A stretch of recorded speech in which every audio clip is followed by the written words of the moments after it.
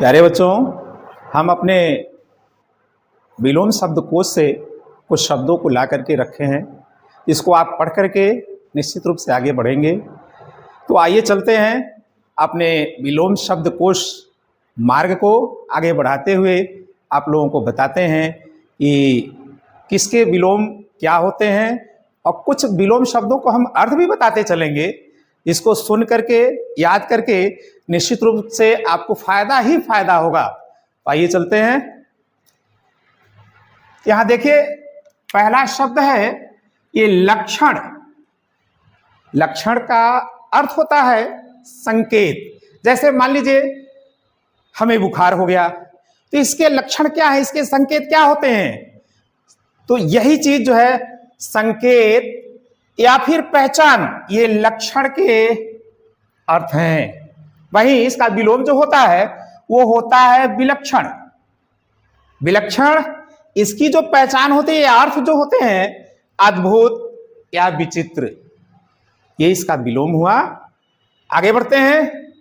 शब्द है दीर्घायु। ये देखिए, ये शब्द है दीर्घायु, और दीर्घायु का विलोम होता है अल्पायु। अर्थ को जान लेते हैं। दीर्घायु का अर्थ होता है लंबा या लंबी, और अल्पायु का अर्थ होता है छोटा या कम। आगे चलते हैं। यहां एक शब्द है नया। नया यानी नवीन, नवीन यानी नया, और इसका विलोम होता है पुराना। ये पुराना, पुराना यानी काफी दिनों का हो गया या जर्जर हो गया। आगे चलते हैं। यहां एक शब्द है सुंदर। क्या शब्द है? सुंदर। सुंदर यानी देखने में अच्छा लगने वाला, अच्छा महसूस करने वाला। इसका विलोम होता है कुरूप। क्या होता है? कुरूप। तो कुरूप का अर्थ होता है जो देखने में सुंदर नहीं हो, अच्छा ना लगे। आगे आपका शब्द है ये पूर्णिमा। पूर्णिमा यानी चांद से ये लिया हुआ शब्द है। चांद थोड़ा थोड़ा करके बढ़ते बढ़ते एक दिन पूरा बड़ा हो जाता है, और जिस दिन बड़ा होता है उस दिन को कहते हैं पूर्णिमा। क्या कहते हैं? पूर्णिमा।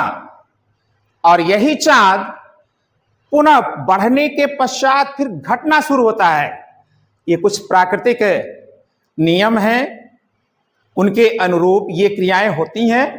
तो जब ये घटना शुरू होता है और घटते घटते आखिरी जो दिन होता है, जिस दिन रात अंधेरी हो जाती है पूरी तरह से, इसको कहते हैं अमावस्या। क्या कहते हैं? अमावस्या। अगला शब्द है धूप। क्या शब्द है? धूप। धूप यानी सभी लोग, आप सभी जानते हैं, प्रकाश आता है सूर्य से, उनकी ऊष्मा आती है, ऊर्जा आती है, ये होता है धूप। इसका विलोम होता है छांव। उसी धूप यानी सूर्य को अगर बादल ढक लेते हैं तो क्या होता है? छांव हो जाता है, यानी शीतलता आ जाती है। या फिर किसी छत के नीचे, पेड़ के नीचे इस तरह से हम बैठे हैं तो उसकी छाया पड़ रही है, ये उसका हो गया छांव। आगे शब्द है उत्थान। क्या शब्द है? उत्थान। उत्थान का अर्थ होता है बच्चों बढ़ना, आगे बढ़ना, प्रगति को पाना। और इसका विलोम होता है पतन। क्या होता है? पतन। विलोम जो होता है इसका पतन। पतन का मतलब होता है समाप्ति की ओर बढ़ना या पुनः समाप्त हो जाना। अगला शब्द है असली। क्या है? असली। विलोम क्या है इसका? नकली। आप सभी लोग जानते हैं मार्केट में चूरन वाले छोटे छोटे अनेकों रुपए के प्रतिरूप, यानी कह सकते हैं कि नकली रुपए मार्केट में आ गए हैं। तो असली यानी जिसका कोई मोल हो, ये हो गया असली, और जिसका कोई मोल ना हो वो हो गया नकली। यानी नकली रुपए मार्केट में लेकर के जाएंगे, कोई चीज खरीदना आप पसंद करेंगे तो दुकानदार आपको उसको देगा नहीं।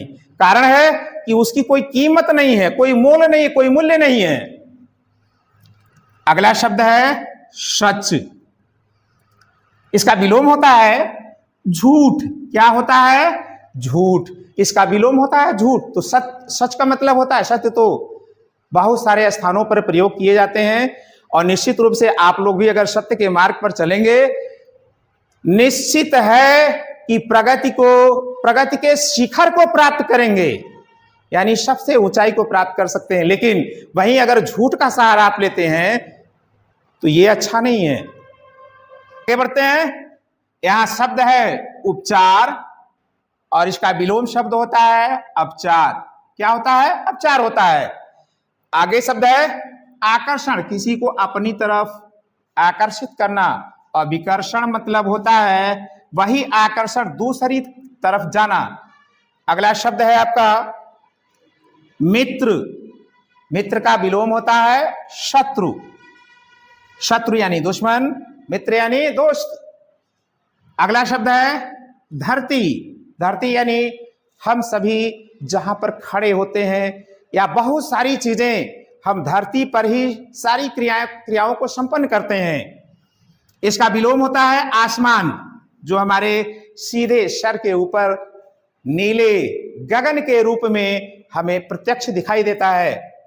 अगला शब्द है हार, हार यानी कोई कार्य हम कर रहे हैं, दो जन मिल करके कर रहे हैं तो एक की हार होती है, एक की जीत होती है। तो इसका विलोम होता है जीत, यानी एक हारा और एक जीता।